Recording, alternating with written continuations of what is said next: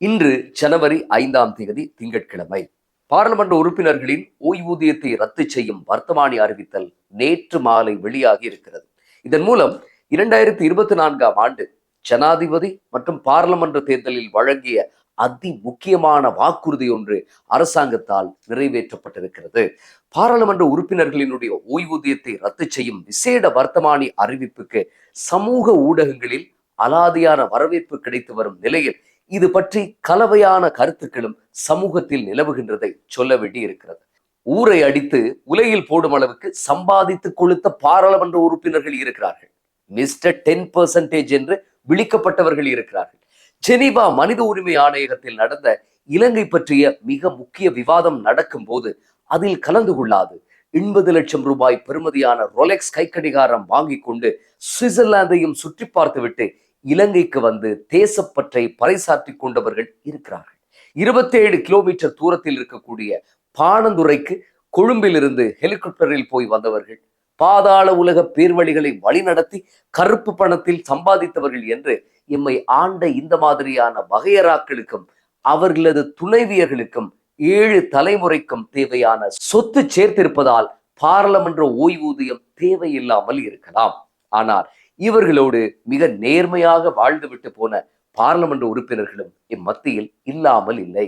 முன்னாள் பிரதமர் தஹநாயக்க 1960 பிரதமர் பதவியை ராஜினாமா செய்துவிட்டு புறக்கோட்டைக்கு போய் அங்கிருந்து காலி செல்லும் பஸ்ஸில் ஏறி வீட்டுக்கு போன சரித்திரத்தை கேள்விப்பட்டிருக்கிறோம். 1973 டட்லி சேனாநாயக்க இறந்து போன போது வங்கி கணக்கில் வெறும் 200 சொச்சம் ரூபாய் இருந்ததாக சொல்லியிருக்கிறார்கள். நாம் 76 வருட சாபம் என்று பொதுப்படையாக சொல்லுகிறோம். அதிகார நாட்காலிகளில் இருந்தவர்கள் தம் கண்மூடித்தனமான தீர்மானங்களால் நாட்டை இருட்டுக்குள் தள்ளினார்கள் என்றாலும் அவர்களுக்கு மௌன அங்கீகாரம் வழங்கிவிட்டு, ஆனால் பொது வாழ்வில் எந்தவித கரையும் படியாமல் இன்று வீட்டில் இருந்தவாறு பாராளுமன்ற ஓய்வூதியத்தில் வாழ்பவர்களும் இருக்கிறார்கள். இப்போது டட்லி சேனாநாயக்கவை போன்றோ தஹநாயக்கவை போன்றோ யாரும் இல்லை என்று வாதிடலாம். பிரதமராகி கொண்டு பாராளுமன்ற உறுப்பினருக்குரிய சம்பளத்தையும் தம் அகல சட்டைக்குள் போட்டுக் கொண்டவர்கள் தான் எம் தலைமுறைக்கு கிடைத்தார்கள். ஆனால் தஹநாயக்க அளவுக்கோ டட்லி அளவுக்கோ இல்லாவிட்டாலும் கூட மக்கள் சேவை என்ற பெயரில் பாராளுமன்றத்துக்கு வந்துவிட்டு பாராளுமன்ற சம்பளத்தில் மட்டுமே யாராவது வாழ்கிறார்கள் என்று இருந்தால், அல்லது ஒரு குடும்பம் இயங்குகிறது என்று இருந்தால், நல்லெண்ண நோக்கமாக அவர்களை பற்றி கரிசனை கொள்ள வேண்டியது அரசின் பொறுப்பு என்பதில் மாற்று கருத்துக்கு இடமில்லை. இத்தகைய நபர்கள் அதிகமாக இன்றைய தேசிய மக்கள் சக்தியின் பிரதான கட்சியான ஜேவிபியில் அதிகமாக இருக்கக்கூடும். ஜேவிபி உறுப்பினர்கள் கடைசி மட்டும் கட்சியிலேயே பணி செய்யும் போது அவர்களுக்கான கொடுப்பனவுகளை கட்சி வழங்கலாம். ஆனால் இதே போக்கு ஏனைய கட்சிகளில் இல்லை. இதற்கு மிகச் சிறந்த உதாரணம் நந்தன குணத்திலக்க. நந்தன குணத்திலக்க ஜேவிபியினுடைய முன்வரிசை உறுப்பினராய் இருந்தவர். இந்த அளவுக்கு சிறப்பு அந்தஸ்தில் இருந்தவர் என்றால் 1999 நடந்த ஜனாதிபதி தேர்தலில் 4% வாக்குகளை எடுத்து தோற்று போனவர். அதாவது 2019 தேசிய மக்கள் சக்தி சார்பில் போட்டியிட்ட அனுரகுமார திசாநாயக்க பெற்ற வாக்கு சதவீதத்தை விட 1% அதிகம் எடுத்தவர். இப்படிப்பட்ட நந்தன குணத்திலக்க, அதுவும் ஜேவிபியினுடைய அகமாய் புறமாக இருந்த நந்தன குணத்திலக்க ஒரு கட்டத்தில் விமல் வீரவன்ச போன்று உள்வீட்டு தகராறு காரணமாக கட்சியிலிருந்து வெளியேறினார். ஆரம்பத்தில் விமல் வீரவன்சவுடன் இருந்தார். விமல் அளவுக்கு தரம் தாழ்ந்து போகவில்லை என்றாலும் நந்தன போய் கடைசியாய் சேர்ந்த இடம்தான் மிகப்பெரிய நகைச்சுவை. அவர் ஐக்கிய தேசிய கட்சியில் இணைந்து கொண்டார். அதாவது தம் இளமை காலத்தில் எந்த கட்சிக்கும் தலைமைக்கும் பயந்து போய் வாழ்ந்தாரோ, தேர்தல் மேடை தோறும் எந்த கட்சியின் வண்டவாளங்களை அதிகம் கிழித்தாரோ அதே கட்சியில் சரணாகதி அடைந்ததுதான் காலம் வரைந்த விசித்திரமான கோலம். இன்று நந்தன குணத்திலக்க நேரடி அரசியலில் இல்லை. ஆனால் அவர் அண்மையில் ஒரு சர்ச்சைக்குரிய நேர்காணல் ஒன்றை வழங்கியிருந்தார். அதாவது தான் பாராளுமன்ற ஓய்வூதியத்தில் தான் வாழ்ந்து கொண்டிருப்பதாகவும், ஓய்வூதியம் நிறுத்தப்பட்டால் கடுமையான ஆபத்தான வழியை தான் தேர்வு செய்வதை தவிர வேறு வழி தனக்கு இல்லை என்றும் அவர் குறிப்பிடுகிறார்.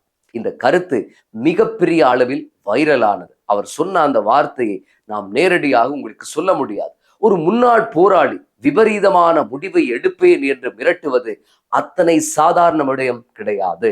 ஆகவே இது பற்றி பலரும் தம் கருத்துக்களை பகிர தொடங்கினார்கள்.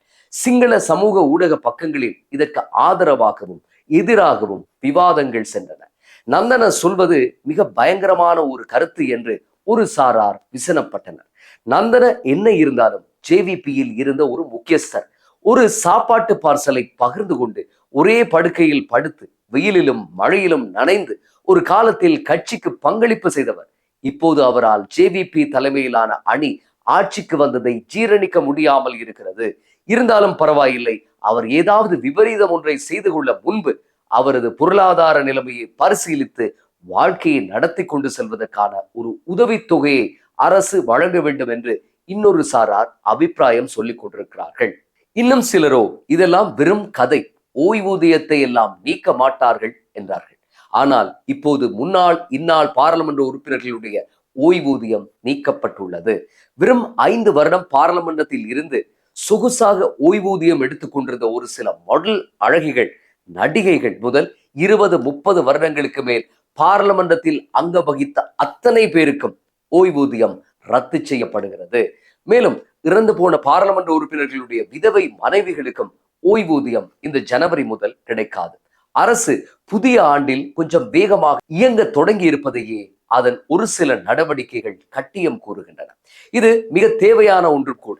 அனாவசியமாக பலன் பெற்ற பல நூற்றுக்கணக்கானோர் இன்று முதல் இந்த வரப்பிரசாதத்தை இழக்கிறார்கள். ஆனால் இந்த தீர்மானத்தால் ஏற்பட போகும் மனிதாபிமான நெருக்கடிகள், கோரிக்கைகளையும் அரசு செவிமடுக்க வேண்டும்.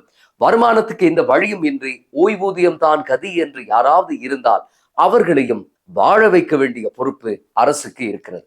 ஓய்வூதிய விவகாரம் இப்படி திடீரென்று நேற்று கவன ஈர்ப்பை பெற்றுக்கொண்டாலும் இப்போது நாடு முழுவதும் பேசுபொருளாகி இருப்பது கல்வி சீர்திருத்தமும் 6ஆம் வகுப்பு ஆங்கில புத்தகத்தில் இருப்பதாக சொல்லப்படும் ஒருபால் உறவை ஊக்குவிக்கும் லிங்கும் தான். இது பற்றி விளக்கமளிக்கும் ஒரு ஊடகவியலாளர் சந்திப்பு ஒன்று நேற்று மாலை நடந்தது. பிரதமர் ஹரிணி அமரசூரியவுக்கு இடது பக்கத்தில் சுகாதார மற்றும் ஊடகத்துறை அமைச்சர் நலிந்து ஜெயதிசவும், வலது பக்கத்தில் வெளிவிவகார அமைச்சர் விஜித ஹீரத்தும் உட்கார்ந்திருந்ததில் இருந்து அரசாங்கம் மிக சீரியஸாக இந்த விவகாரத்துக்குள் நுழைந்திருப்பது தெரிய வருகிறது. ஆங்கில புத்தகத்தில் இப்படி ஒரு விஷயம் புகுத்தப்பட்டதன் பின்னணி என்ன, இது ஏதாவது சதி வலையா என்ற கேள்விக்கு அமைச்சர் விஜித ஹீரத் தான் அப்படி நம்புவதாக சந்தேகம் தெரிவித்திருந்தார். சிஐடியில் முறைப்பாடு செய்யப்பட்டிருப்பதாகவும் விசாரணைகளில் முடிவில் இதன் பின்புலத்தை அறிய தருவதாகவும் பிரதமரும் கல்வி அமைச்சருமான ஹரிணி அமரசூரிய குறிப்பிட்டார். ஆரம்பத்தில் இருந்தே ஒரு குழு இந்த கல்வி சீர்திருத்தத்துக்கு எதிராக மிக மோசமான வன்மத்தை கக்கியது இங்கே குறிப்பிடத்தக்கது. தொழிற்சங்க தலைவர் ஸ்டாலின் போன்றோர் கல்வி சீர்திருத்தம் பற்றிய உரையாடல்களில் ஆர்வமாக கலந்து கொள்ளவே இல்லை. ஒரே ஒரு சந்திப்புடன் வெளியேறினார்கள். ஆனால் வண்டியாய் விமர்சனங்களை மட்டும் கொட்டி தீர்த்தார்கள். இதேவேளை இங்கே ஊடகவியலாளர் ஒருவரால் கேட்கப்பட்ட கேள்வியும் அதற்கு வழங்கப்பட்ட பதிலும் மிக முக்கியமானது. ஆகஸ்டில் இருந்து இது தொடர்பாய் பயிற்சி பட்டறைகள் நடக்கின்றன. 5000க்கும் அதிகமான ஆங்கில ஆசிரியர்கள் கலந்து கொண்டார்கள். அவர்கள் எவரும் இந்த ஆங்கில பாட புத்தகத்தில் ஏற்பட்டிருக்கும் விபரீத ஒருபால் உறவு லிங்க் பற்றி எந்த விதமான உரையாடலையும் நடத்தவில்லையா என்று கேட்டார் அந்த ஊடகவியலாளர். அதற்கு அமைச்சர்கள் அப்படி ஒன்றை தாம் கேள்விப்படவே இல்லை என்றுதான் பதிலளித்தார்கள். பிரதமர் ஹரிணியை நோக்கி ஊடகவியலாளர் ஒருவர் எழுப்பிய கேள்வி பிரதமருக்கு சற்று எரிச்சலை கொடுத்தது. மேடம், நீங்கள் ஒருமுறை தொலைக்காட்சி நேர்காணல் ஒன்றின் போது ஒருபால் உறவு தொடர்பான சட்டமூலங்கள் திருத்தப்பட வேண்டும் என்றீர்கள். ஆகவே என்று பீடிகை போட்டு 6ஆம் வகுப்பை இழுத்தார் ஊடகவியலாளர். அதற்கும் இதற்கும் சம்பந்தம் இல்லை. நான் எந்த கட்டத்திலும் பாடசாலையில் இருக்கும் மாணவர்களுக்கு ஒருபால் உறவு தொடர்பாக கற்பிக்க வேண்டும் என்று சொன்னதே இல்லை என்று கடுப்பானார் பிரதமர். உலக வங்கி வழங்க இருக்கும் $200 பில்லியன் பணத்திற்காகவா இந்த கல்வி சீர்திருத்தம் என்று நகைப்பூட்டும் வினாவும் கேட்கப்பட்டது. நவீன உலகத்தின் இன்றைய தேவைக்கேற்ப நாமும் மாற வேண்டியிருக்கிறது. நம் கல்வியின் தரத்தை அதிகரிக்க வேண்டியிருக்கிறது. அதனால்தான் கல்வி சீர்திருத்தத்தை செய்கிறோமே ஒழிய உலக வங்கியின் நிதிக்காக எல்லாம் கல்வி சீர்திருத்தம் செய்ய வேண்டிய இந்த அவசியமும் இல்லை என்று சொன்னார் பிரதமர். இதேவேளை இந்த பாட புத்தக இணையதள லிங்க் விவகாரம் தொடர்பாக தாம் நடத்திய உள்ளக விசாரணை நிறைவு பெற்றிருப்பதாகவும் நியாயமாய் விசாரணைகளை முன்னெடுத்து செல்ல தடங்களாக இருக்கக்கூடாது என்றே தேசிய கல்வி நிறுவனத்தினுடைய பணிப்பாளர் மஞ்சுளா விதான பத்திரன பதவி விலகியதாகவும் சிஐடி விசாரணைகளின் முடிவுகளுடன் தம் உள்ளக விசாரணையின் முடிவுகளையும் ஒப்புநோக்க இருப்பதாகவும் தெரிவித்தார் விஜித ஹேராத். இப்படியாக ஊடக சந்திப்பு முடிவு பெற்றது. நாம் நேற்று சொன்னது போல இந்த வருட ஆரம்பத்திலிருந்தே ஒரு உணர்வு பூர்வமான பிரச்சனையில் கை வைத்திருக்கிறார்கள் வங்குரோத்து அரசியல்வாதிகள். கலாச்சார வழக்கம் போல இருந்த இனம், மதம் போன்ற மிக சென்டிமெண்டான விஷயங்களை தொட்டு செல்ல இப்போது முடியவில்லை. அதற்கான நிலவரம் இப்போது நாட்டில் இல்லை. ஆகவே மாணவர்களினுடைய கல்வியில் கை வைத்திருக்கிறார்கள். பெற்றோர்கள் தம் வயிற்றை கட்டி வாயை கட்டி தம் பிள்ளைகளுக்காக அளப்பரிய தியாகங்களை செய்கிறார்கள். அவர்களுடைய முன்னேற்றத்துக்காக தம்மை தாமே தேய்த்துக் கொள்கிறார்கள். தம் பிள்ளை எதிர்காலத்தில் தான் பட்ட கஷ்டம் எதையும் படாமல் வாழ்வாங்கு வாழ வேண்டும் என்பதே அவர்களின் ஒரே அவா. ஆக இப்படி ஒரு நிலைமையில் இந்த அரசு ஒருபால் உறவை ஊக்குவிக்கிறது. சிறு பிள்ளைகளுக்கெல்லாம் தேவையற்ற வீடியோ லிங்குகளை பற்றி போதிக்கிறது என்ற விஷம பிரச்சாரத்தை முன்னெடுப்பது என்பது இவ்வளவு பாரதூரமான விஷயம். இதன் பின்னால் மைக் வைத்து கத்திக் கொண்டிருக்கக்கூடிய நபர்களை பார்க்கும் போது ஏதோ ஒரு சதிவலை இருக்கலாம் என்றே எண்ண தோன்றுகிறது. ஒரு பக்கம் பல தசாப்தங்களாக மக்கள் பணத்தில் சொகுசாக வாழ்ந்தவர்களினுடைய ஓய்வூதியத்தை ரத்து செய்து, மாற்றம் என்பது வெறும் வார்த்தை அல்ல, அது செயல் என்பதை அரசாங்கம் நிரூபித்துக் கொண்டிருக்கிறது. இன்னும் ஒரு பக்கம் அஸ்திவாரம் போடும் போதே அதை ஆட்டம் காண செய்யும் சதி வேலைகளும் கல்வித்துறையில் அரங்கேறிக் கொண்டிருக்கின்றன. தங்கள் சுகபோகங்கள் பறிபோன விரக்தியில் இருப்பவர்கள் அந்த தீயை அப்பாவி மாணவர்களினுடைய புத்தக பைகளுக்குள் வைப்பது எவ்விதத்திலும் நியாயமில்லை.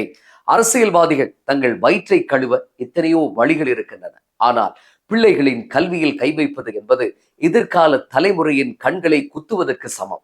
தவறுகள் நடந்தால் தாராளமாக சுட்டிக்காட்ட வேண்டும், அதை அவர்கள் திருத்திக் கொள்ளவும் வேண்டும். ஆனால் சீர்திருத்தத்தையே சீர்குலைக்க நினைத்தால் அதற்கான விலையை இந்த நாடு இன்னும் பல வருடங்களுக்கு கொடுக்க வேண்டி வரும். மீண்டும் அடுத்த பதிவில் சந்திப்போம். நன்றி.